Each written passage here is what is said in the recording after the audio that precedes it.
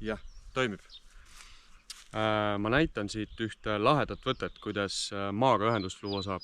Mul on tunne, et maaga ühenduse puuduse tõttu on paljudel inimestel sihuke tühi koht sees ja siukene ärevus, et ma olen leidnud, et kui maaga ühendust luua, siis toob sellise mõnusa turvatunde ja rahu.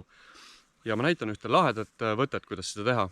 Väike võimlemine, inimese jõud sisse panna natukene ja siis siin on mul korjatud paremas ääres tootmisaiast kõik igasugused juurikad ja mis ma sealt välja rohinanud olen ja pealsed ja kõik. Seal juba kõik nüüd kasvab. Eks näis, kuidas mul see komposteerimine õnnestub. Aga siis siin laudast toodud lammaste ja kitsede ja kanade sõnnikut ja seal paremal on üks hunnik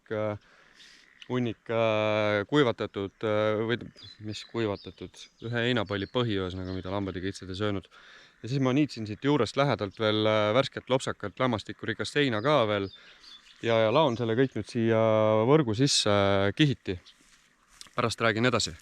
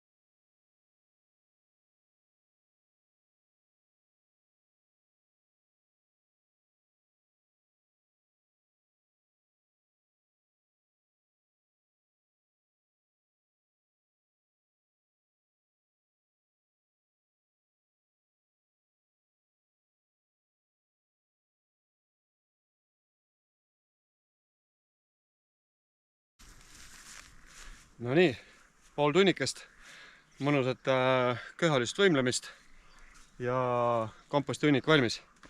Aga mis ma siis tegin, et see maaga ühendus võttis natukene ikka võhmale ka, kuigi proovisin rahulikult teha.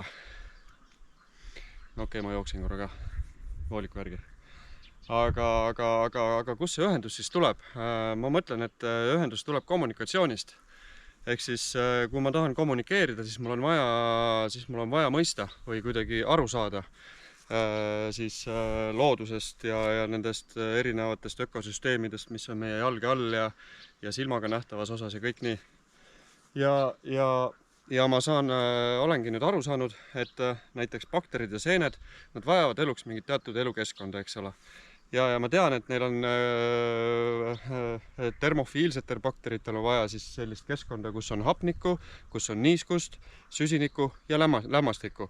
Ja sellisel viisil on võimalik komposti teha kiirel viisil, et me oleme harjunud, et kompost aianurgas 2-3 aastat küpseb, eks, ja saab ka ükskord valmis, aga sellisel viisil põhimõtteliselt on võimalik kuu ajaga teha värske kompost endale valmis. Mina nii kiiresti ei viitsi enam teha, ma teen rahulikumalt, aga siis jah, nüüd eelmine aasta korjasin kokku siia sügisel igasugust kõike siis biolagunevat, mis meil igal pool vedeleb või on. Ja nüüd ma lihtsalt tunde järgi, nagu pärmitainas, õpid vaikselt tundma, paned kihiti ja nüüd ma siis tegelikult hakkakski kastma. Kastan ta korralikult märjaks ja nüüd ta üks nädal aega siin küpseb ja läheb seest soojaks.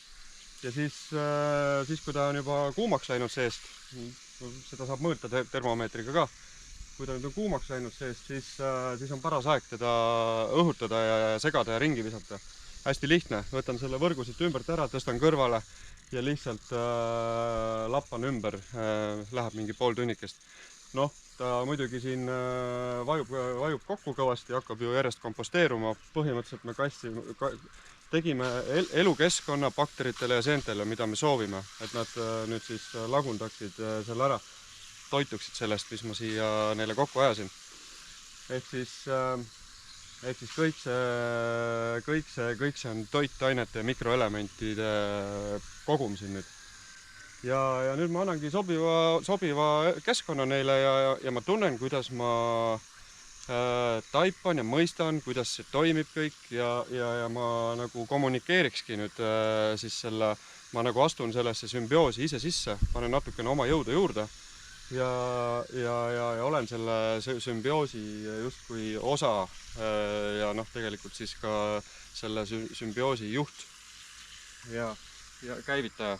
Ja nüüd siis ongi eriti lahe, et kui ta nüüd on siis oma kuumuse kätte saanud, siis ümbersegamine sükene üle paari päeva või paar korda nädalas, süke mõnus töökeskkond, linnud laulavad ja päike paistab ja mulle meeldib seda veel õhtul päikseloojangu ajal teha, siis niimoodi hakkab aurama kohe niimoodi ümber viskada niimoodi, et ja tõesti on tunda kehas sellist ühendumist ja rahunemist ja sellist kommunikatsiooni. Nii et minu jaoks tagasiside on siis see, et see protsess toimib nii nagu ma soovin ja selle protsessi tulemusena on mul terve hulk väärtuslikke toitaineid ja mikroelemente siis oma tootmisaia jaoks, mis asub kohe siin teisel pool. Aga sellest mõni teine kord. Nii et selline